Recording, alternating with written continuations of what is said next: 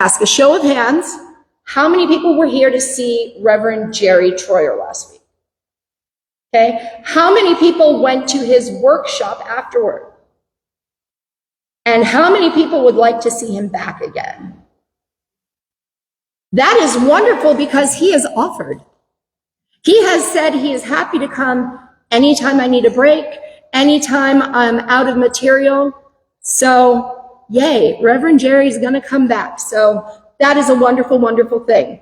Now, you're going to hear me say this next bit every week for a while, but it's really important because over the next 22 weeks, you're not going to want to miss anything. I need to make sure that mic is on every single week because on top of the two amazing speakers that we have lined up, Reverend Bill McDonald, who is really kind of a force of nature. Look him up on YouTube. It's kind of awesome, his story. We've got him on June 2nd. We've got our wonderful Marvin coming in on June 16th. But on top of those, we are covering some absolutely transformative material throughout the summer and into the fall. And we're doing it in a very specific order. We're beginning with 5 talks about being in the now, what that means, why it's important to creating your best life and how to get there. Then we're moving into 5 weeks on overcoming judgment so that when you're living each moment, you're not opinioning all over the place and letting that get in the way of experiencing the joy in it all. And after that, we're going to do 5 weeks on ego. That's a hairy one. Ego, because we're going to be in the now and we're free from judgment and we want to eliminate those checks and balances that we keep, right? Eliminate those offenses and defenses and the silence, that I, me, mine voice inside our minds. We want to get that out of the way. So we stop looking for what we should get and we just start living. And finally, we're going to spend 5 weeks surrendering and relaxing into forgiveness so that we can make bliss our life experience and find ourselves completely transformed. And that's the end goal. And it's one that I absolutely believe we're all capable of. So, just some light and airy talks, nothing profound, nothing deep. Yes, I know that I have my work cut out for me, but this stuff is urgently important if we're going to begin to realize a world of unity and joy and peace and harmony. And that's something we really need, isn't it? The movement toward that world, it begins with us. No pressure. None at all. So let's start in the now. What is the now? The now isn't a fictional place. It is not sitting in a full lotus position, chanting Om, or focusing your mind on a singular idea without allowing your mind to wander. In fact, focusing on a singular idea and not allowing your mind to wander can be exactly the opposite of the now, but the now can include such practices if it floats your boat. Quite simply, the now is the state where you simply allow life to lead. You let God drive the bus, as we've talked about so many times. There's no agenda, no GPS, no itinerary, no goals, no plans, no baggage. Remember that forgiveness part? It is simply taking each moment as it comes, with curiosity and excitement in all that's unfolding around you. It's spontaneity combined with relaxation into uncompromising trust, excitement, joy, curious bewilderment. It's the state where you are at peace with being in peace with everything that moves around you so that you don't try to interfere or direct or control the movement. It is being present in each moment, so very present that you have no awareness of past or future. Does that clear it up completely? Sorta? Okay, let's try looking at it in a different way. In Practicing the Power of Now by Eckhart Tolle, he says on page 15, there is an eternal, ever-present one life beyond the myriad forms of life that are subject to birth and death. Many people use the word God to describe it. I often call it being. The word being explains nothing, but nor does God. Being, however, has the advantage that it is an open concept. It does not reduce the infinite invisible to a finite entity. It is impossible to form a mental image of it. Nobody can claim exclusive possession of being. It is your very presence, and it is immediately accessible to you as the feeling of your own presence. So it is only a small step from the word being to the experience of being. Okay, got it. So being equals God and spirit and source and all of those other adjectives that various belief systems ascribe to it. And that being is immediately accessible to us. That much we all know, right? We've talked about that, God in, as, and through us. But how do we access it? He continues, and this is beautiful. Being is not only beyond, but also deep within every form as its innermost, invisible, and indestructible essence. This means that it's accessible to you now as your own deepest self, your true nature. But don't seek to grasp it with your mind. Don't try to understand it. You can only know it when the mind is still, when you are present, when your attention is fully and intensely in the now. Being can be felt, but it can never be understood mentally. Okay, Eckhart, that is a little clearer. So, being present, no planning, no thinking, no opinioning, no deducing, simply being and observing what is around you with interest, yet with detachment. It is that which allows us to access or tap into the spirit or source or being or truth within. So that is the now. How do we get there? Now, I could stay with Eckhart Tolle for a while, but since the experience of the now is different for everyone, I imagine its attainment is also different for everyone. So I'm going to move into some thoughts given to us by Leonard Jacobson. He is an author only introduced to me within the last probably year or two. Ulf Israelson gave me a few of his books, and they're really amazing. And we're going to take a look at one called Journey into Now for this next part. And I love this from the very beginning. The journey is from here to here, and the only time you can arrive is now. We are on a journey of becoming that which we already are. That is the impossible paradox of our lives. Here's the crux of what we're talking about these next few weeks as we enter into the now. Here it is. The past is gone.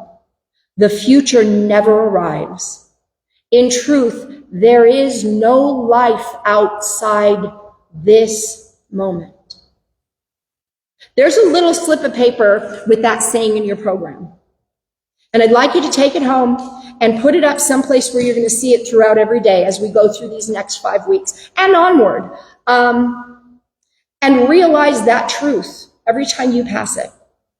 What has happened is done. What's coming will never arrive because the moment it does, it immediately is the past. If you're contemplating what is past, you're missing the present, and each second you miss is one of myriad missed opportunities for joy and celebration. Each moment is filled with so much allness that is sacrificed when dwelling in moments past. So how do we get to this state of feeling one with that allness so that we can come up with our own ways of explaining such things so that perhaps others still can gain some clarity from us? Because it's still somehow vague, whether Leonard Cohen or Eckhart Tolle or even my ordinary mind tries to describe it. So let's see if we can let it explain itself to us. And on page 8, Leonard Cohen tells us there are always two possibilities at any moment in your life. Either you are fully present or you are in the mind. When you are fully present, you are in a state of consciousness called presence. You are here and now. You are experiencing the truth and reality of the present moment. The illusion of separation has dissolved, and you are in a state of inner silence, relating moment to that which is here and now with you. When you are in the mind, you've abandoned the truth and reality of the present moment for an illusory world. When you're in the mind, you are somewhere in the past or the future. When you are in the mind, you are not here now. What you are experiencing is not real. Using the power of thought, memory, and imagination, you have created a world of illusion, and now you're condemned to live in it. Nearly all human suffering is attributable to this simple fact. Now that last sentence is a biggie. Nearly all human suffering is attributable to this simple fact. And it's big because it's got so many, many layers, but it's profoundly true. As we exist in our minds, going over and over experiences we've had, enjoyable or regrettable, playing back conversations, taking inventories of who's impressed or complimented or offended or harmed us, and who we've impressed and complimented or offended or harmed, we're suffering. We are tormenting ourselves by reliving these past events and thinking all kinds of swirling thoughts about them, then feeling all of the emotions that arise while we remember and replay. So yes, we are causing our own mental and emotional suffering. And I have little hairs trying to get my lips. But if you look more deeply, ask, how does any conflict or war begin? One entity behaves a certain way. Another entity judges that behavior as unacceptable on some level and acts from that judgment.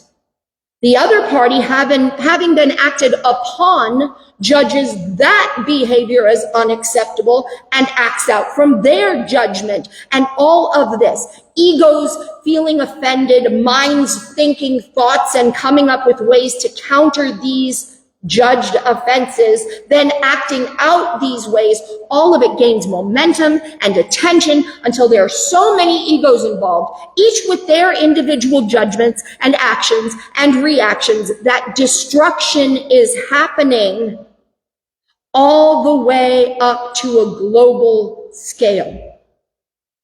Entire wars are happening in our world, and without exception, they began with this simple concept. In fact, it very succinctly sums up every conflict in every part of the world throughout history. All acts of war and violence began with someone's thoughts, followed by judgment, then action, which inspired other thoughts, followed by action. Do you see? So yes, we all, in every way, are the cause of almost all human suffering. And I say almost because, as my youngest son pointed out when I told him about this mind-blowing thing that I've looked at, suffering can be caused by physical pain and illness as well, and I cannot negate that. The only way to end the emotional and resulting physical suffering. We can agree that war does cause physical suffering, can we not? The only way to end that, and in actuality, to end the desire for any type of conflict on any level, is to live only the moment that is happening as it is happening, without judgment or control, without ego, and so without the need to keep track of who said or did what, and to simply be. Effortlessly letting all of the pain and injury that we've carried along with us fall away. To stay in the past without harming us further. In the past where it's always been this whole time. This whole time since it happened. It's always been back there. You already felt it. Stop feeling it. I want to share a story with you from the same book, that Journey into the Now. And this is from page 9, and I think many of you will find it extremely relatable. Now, to help this make sense, you have to know that Leonard Jacobson holds all kinds of retreats and workshops for people, and he does intensive one-on-one and group work with them. And this story comes from one of those sessions. He says, in working with many people over the years, one of the themes that I've constantly encountered is best expressed by the following exchange with one of my students. Diane, a woman in her mid-40s, had attended a number of my seminars and finally arranged to have a private session with me. After sharing with me some of the difficulties she had been experiencing in her life, and after expressing some of the emotional pain she'd been feeling, she finally got to the heart of the matter. I just don't want to be here, she protested strongly in response to a question I'd asked her. I'd heard this statement from many people over the past few years. It is a major obstacle to awakening, for awakening means being fully here. Why don't you want to be here? Her reply was very clear. There is too much suffering here. It is too painful, it is too difficult, and tears began to roll down her cheeks as she opened up into all the painful feelings repressed within her. Her life had been a difficult one, filled with emotional suffering. I really don't want to be here, she sobbed. That is all very well, I replied, but you are not here yet. She looked puzzled. What do you mean? If I'm not here, then where am I? You were born. But before you could emerge fully into life, you left the world of here and now, and you entered into the world of not here. You are not here yet, so how can you know whether or not you want to be here? I suggest that you reserve your decision until you are really here. No doubt some of you are thinking what she was in the moment. Huh?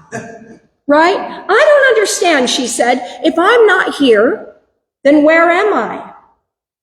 At an early age, you entered the past and future world of the human thinking mind, and now you are lost there. The world of the mind contains within it all your past suffering. There is no suffering in this moment. You continue to suffer because you are lost in the mind. You are lost in the past. Her tears had stopped. She was paying close attention to my words. You cannot know whether or not you want to be here until you are here, I told her. When you do finally liberate yourself from the prison that is the world of mind, and you are fully here in the truth of life, you will discover that this is heaven on earth. Your suffering will be over, and then you will be so grateful to be here. So how does one enter the world of the mind? You think, right? Doesn't matter what the thought is, whether it's one of those feet dinkin thoughts, as my Nana used to say. She used to switch the first letters of words around. She used to say, invite the whole family. So feet dinkin, so whether you're feet dinkin or you're just doing a lighthearted thought or a spiritual thought or a boring thought about how your day's been going or any other such banality. Any thought will take you there. The simple act of committing all of these words to paper so I can share them with you took me there. That, as serious and profound as it is, it reminds me of a joke about thinking. Okay, Protestantism, it's the thought that counts. Okay? Taoism, you are what you think. Catholicism, stop thinking those thoughts. Judaism, you should have thought of that before. Atheism, it isn't a thought, it's an idea. TV evangelism, don't think, have faith. Buddhism, think a God thought. Zen Buddhism, it's not the thinking that counts. Hinduism, I've had that thought before. And new thought, I don't think, I exist in the now. Now, I'm not saying that anyone should stop thinking. I'm not saying that thinking is bad or wrong. In fact, it can really be quite lovely in my thoughts when I follow the trails that my imagination has left me to wander. I'm just saying that thought takes you and me into the world of the mind. It's all happening inside your noggin, and your emotions play along with whatever story your noggin's putting together. Cohen says this beautifully on page 11. He says, you energize your thoughts through the power of belief. The more you energize your thoughts by believing in them, the more imprisoned you become within the world of the mind. The more you glorify your thoughts, the more you become lost in the mind. In truth, there is no life outside of this moment. Sooner or later, we will all have to surrender to that simple truth. So far, that makes sense, right? When we get caught up in all the stuff that's swirling around in our minds and we let our emotions rise and fall with those thoughts, we're not actually doing anything wrong. Thinking is not wrong. Sometimes it may appear that there's nothing more wonderful to do, especially when we're replaying beautiful memories or imagining magical scenarios happening in our lives, but we're not actually experiencing. We're not actually experiencing what's happening around us either.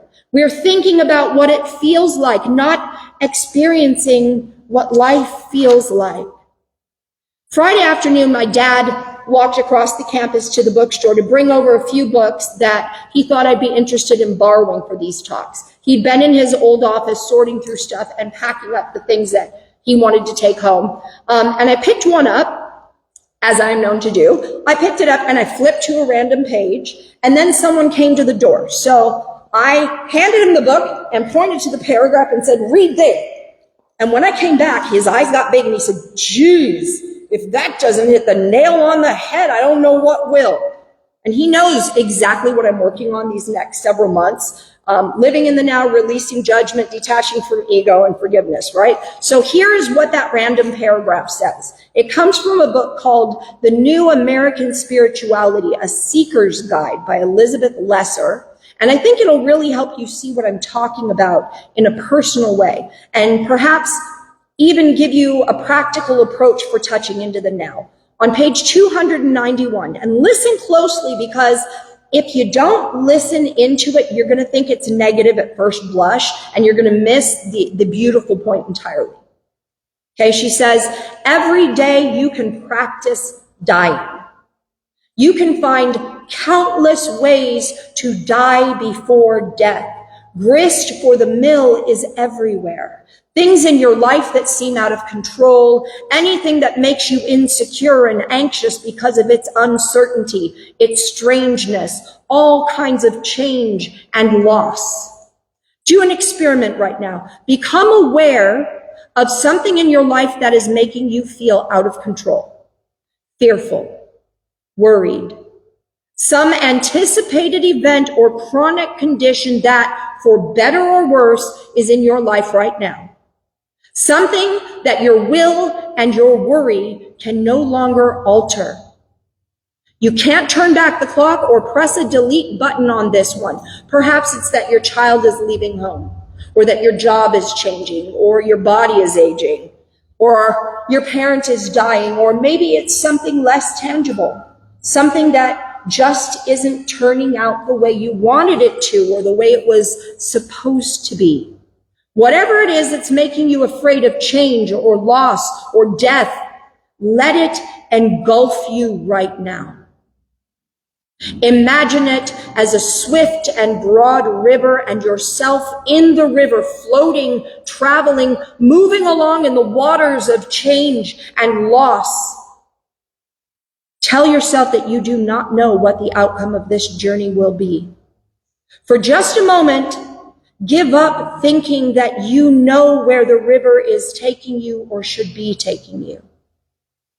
Give up your dread, your worst case scenarios, your sense of knowing what is going to happen because you don't know. You couldn't. The river of your life is too deep and meandering, its currents far too complex and shifting for you to know the course it will take. Instead, just as an experience, meet the fear of loss and change with openness and relaxed curiosity, as if you're floating on your back, easy about what you'll find around the next bend.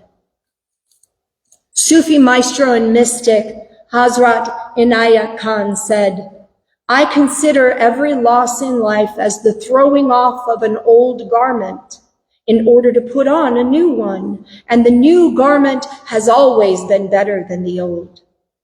Since you don't know how things will turn out, why not have that kind of trust instead of worrying over things unknown?